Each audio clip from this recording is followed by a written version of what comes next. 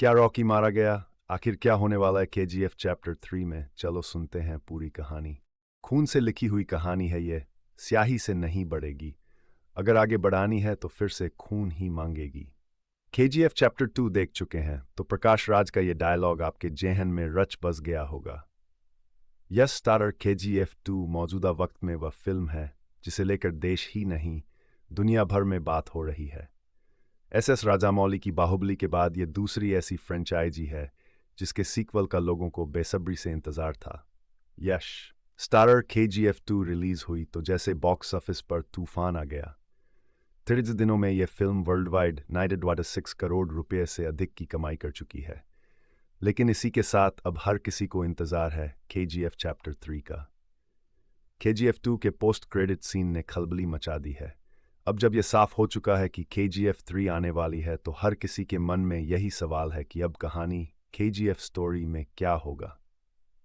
अब रॉकी क्या बवाल काटने वाला है? और सबसे बड़ा सवाल, क्या राजा कृष्णप्पा बेरिया यानी रॉकी जिंदा है? डायरेक्टर प्रशांत नील बीते 10 साल से अपने दिल और दिमाग में कोलार गोल्ड फील्ड्स की कहानी लिए घूम रहे हैं।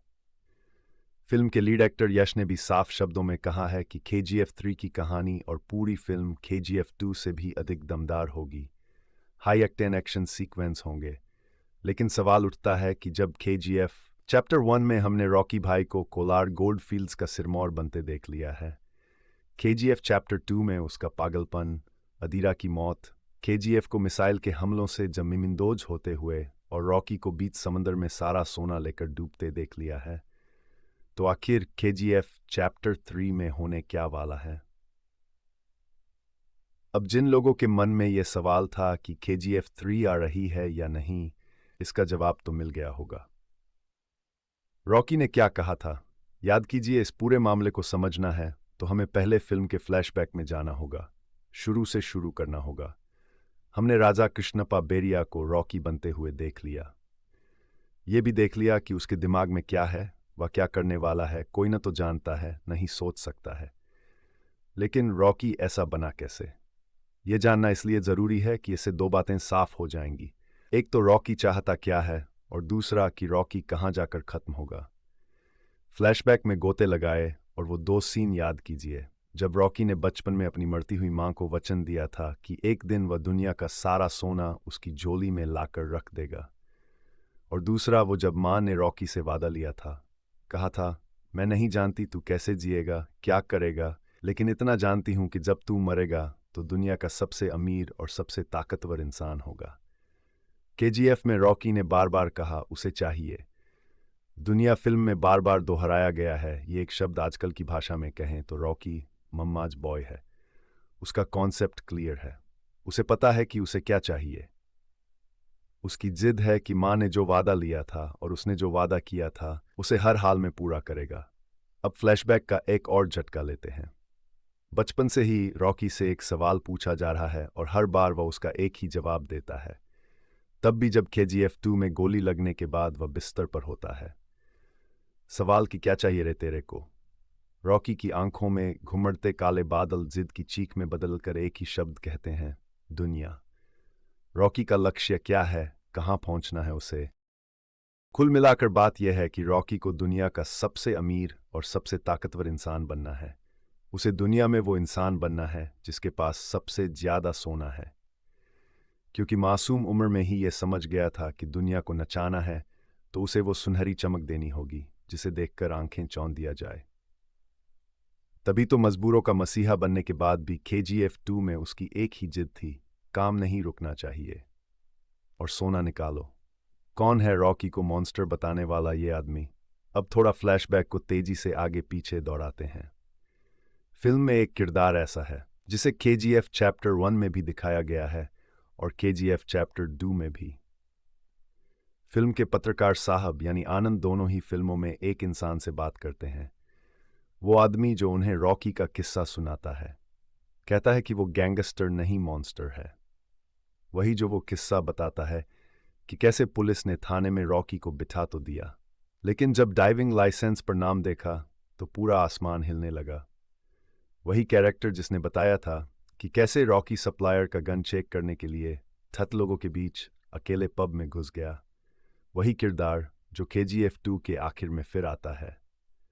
आनंद उसके पास जाकर कहता है कि तुमने सही कहा था, वो गैंगस्टर नहीं, मॉन्स्टर है।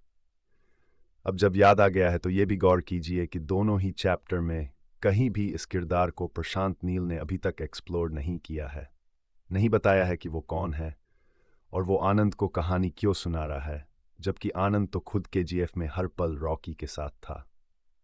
KGF 2 में कुर्सी पर बैठे उस शख्स को याद कीजिए। अब थोड़ा फास्ट फॉरवर्ड करते हैं, आते हैं KGF 2 पर। वो सीन याद कीजिए जब CBI अधिकारी प्रधानमंत्री रमिका सेन के दफ्तर आकर पहली बार रमिका को रॉकी के बारे में बताता है। कहता है कि वह सबसे बड़ा क्रिमिनल है, सबसे बड़ा नेशनल इश्यू है, जिस KGF के ऊपर से रॉकी ने प्राइवेट प्लेन को भी उड़ने की इजाज़त कभी नहीं दी, उसकी वो तस्वीर दिखाता है, जिसे देख रमिका सेन हिल जाती है। इस सीन के साथ ही एक 10 सेकंड का सीन और दिखाया जाता है। एक अमेरिकी को कुर्सी पर बैठा दिखाया जाता है। उसके एक हाथ में अखबार होता है जिसकी हेडलाइन है इंडियाज बिगेस्ट क्रिमिनल, और दूसरे हाथ में दुनिया की प्रतिष्ठित मैगजीन टाइम है, जिसके कवर पेज पर लिखा है वर्ल्ड्स बिगेस्ट क्रिमिनल। यानी जब तक रमिका को रॉकी के बारे में पता चलता है, तब तक रॉकी दुनिया के 27 देशों का सबसे बड़ा मॉन्स्टर बन चुका था। 3 साल और 27 देशों का मोस्ट वांटेड रॉकी। अब वो वक्त याद कीजिए जब रॉकी दोबारा अधीरा को घुटनों पर लाकर KGF अपने हाथ में ले चुका है।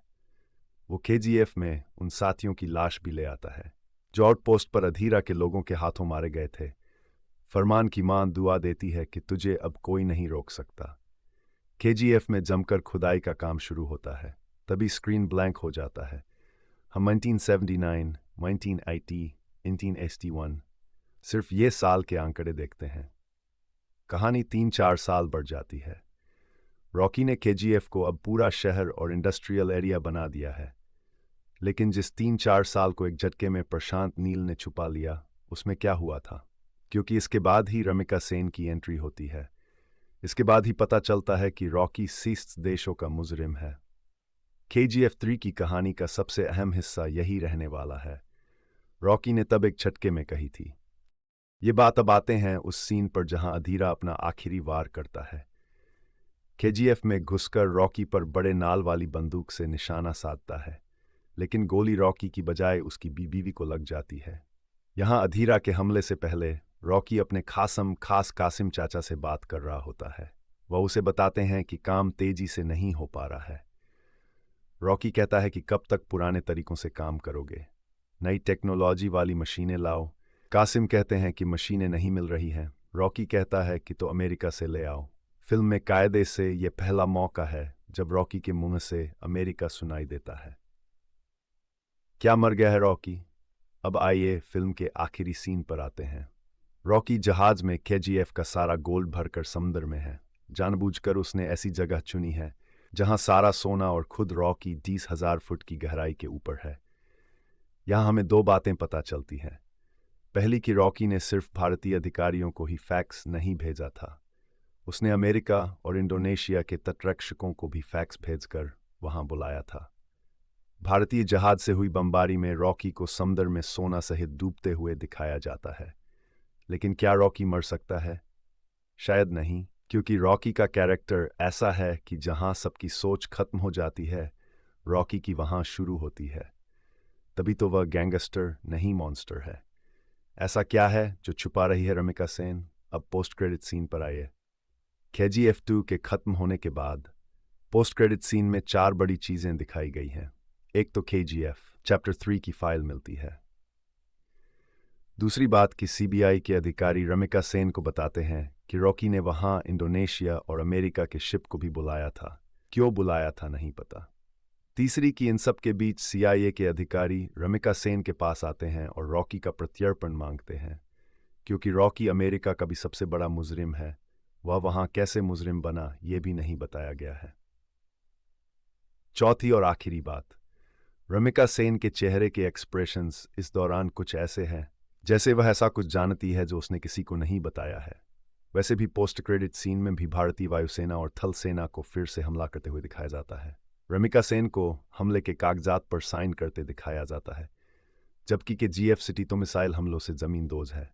फिर रमिका ऐसा क्या है जो छुपा रही है? दुनिया चाहे तो इनायत खलील को मरना होगा। एक और बात, इनायत खलील अभी जिंदा है।